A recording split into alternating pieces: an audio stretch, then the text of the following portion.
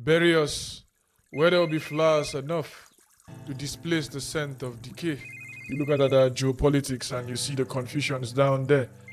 For want of better words, Israel has proven just in a year, let's not go count their long history, that they can do anything, and nothing will happen. In fact, they have done almost everything, and almost nothing has happened.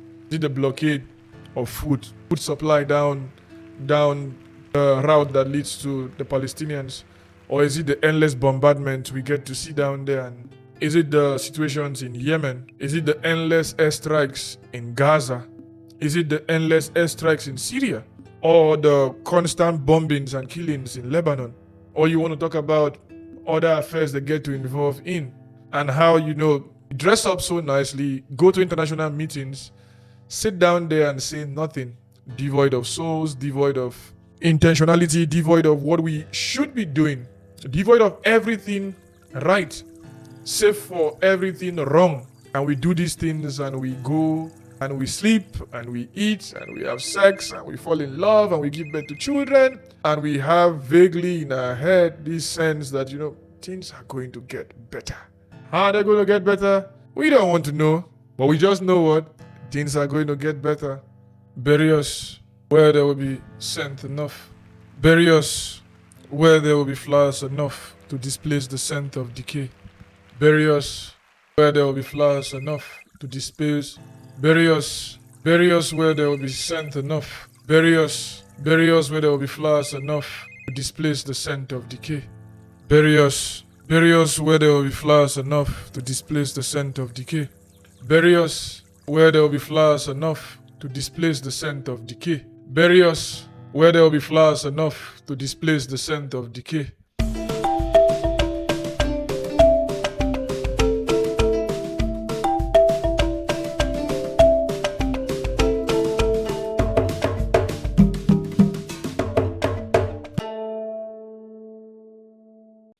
Bury us where there will be flowers enough to displace the scent of decay.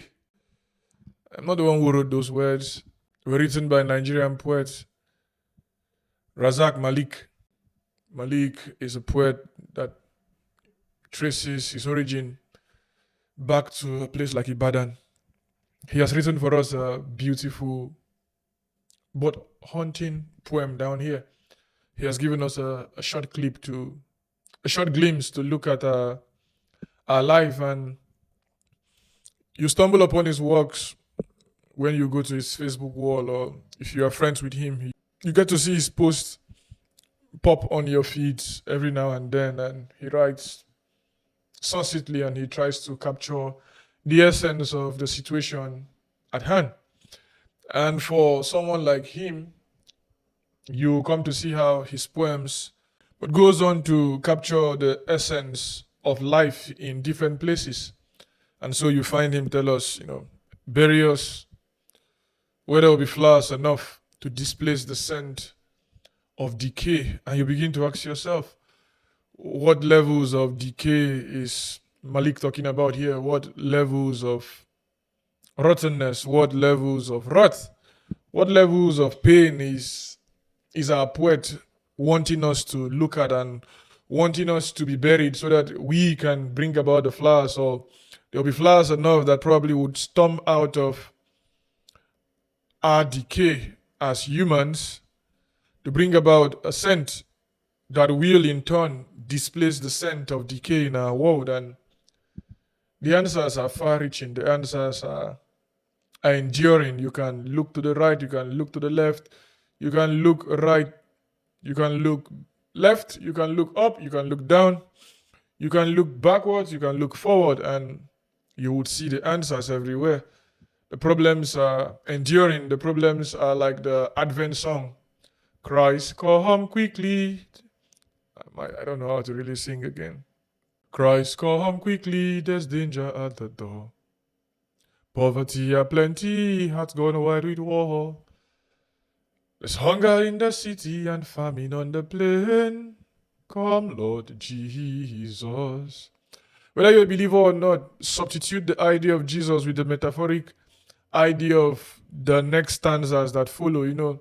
The world awaits in darkness a mighty burst of light. A savior who would come and, set the lame man leaping and give the blind man sight.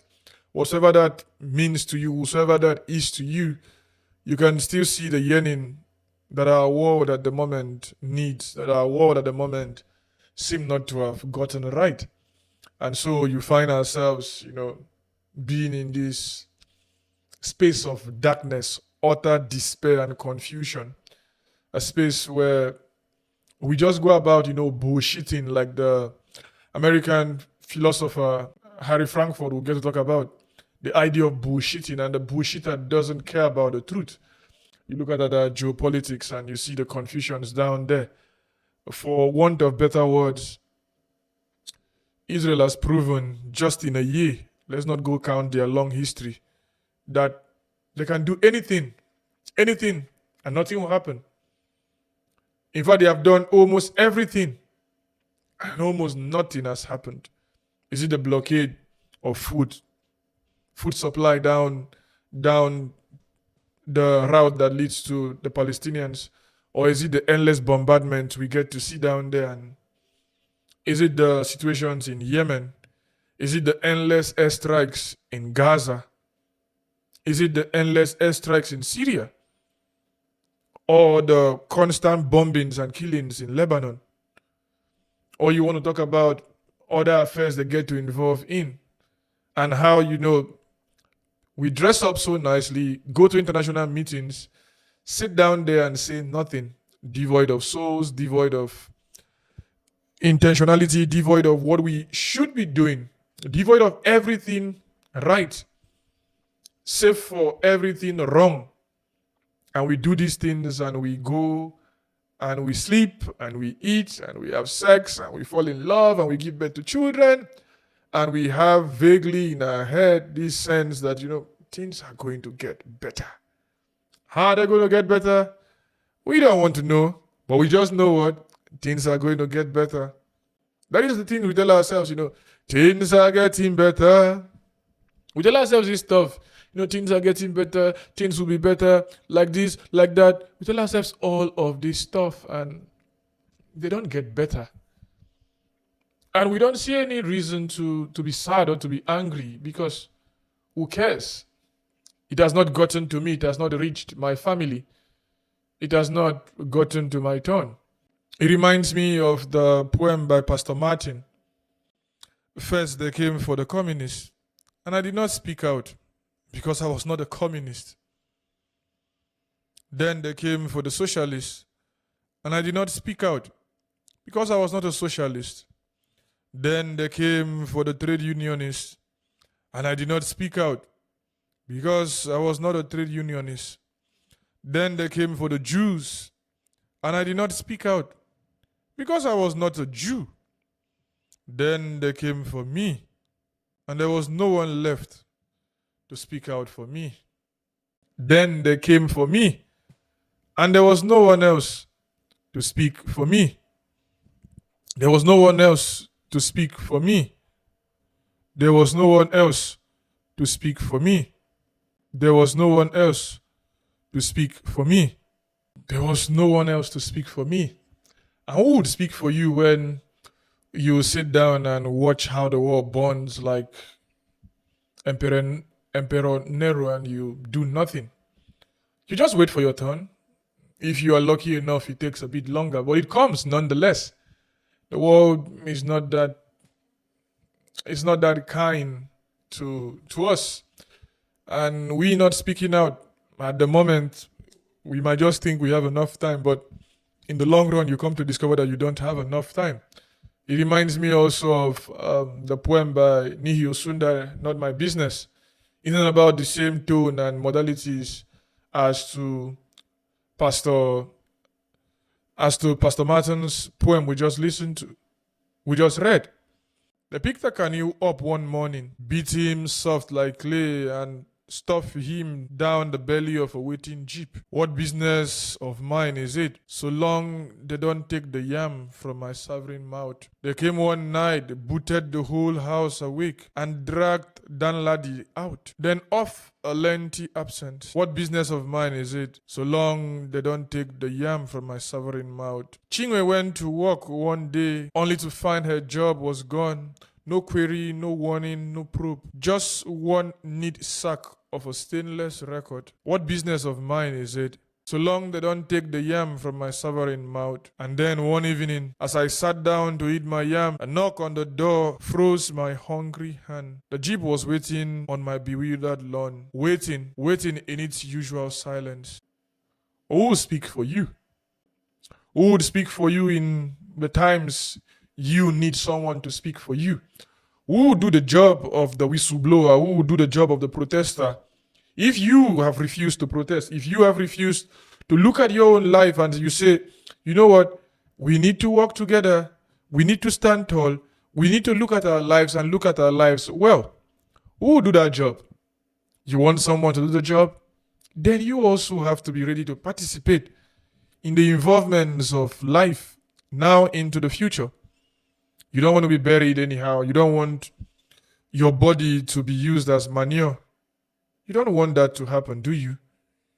You need to participate in the day-to-day affairs of what brings about life now into the future. Boko Haram, what about that?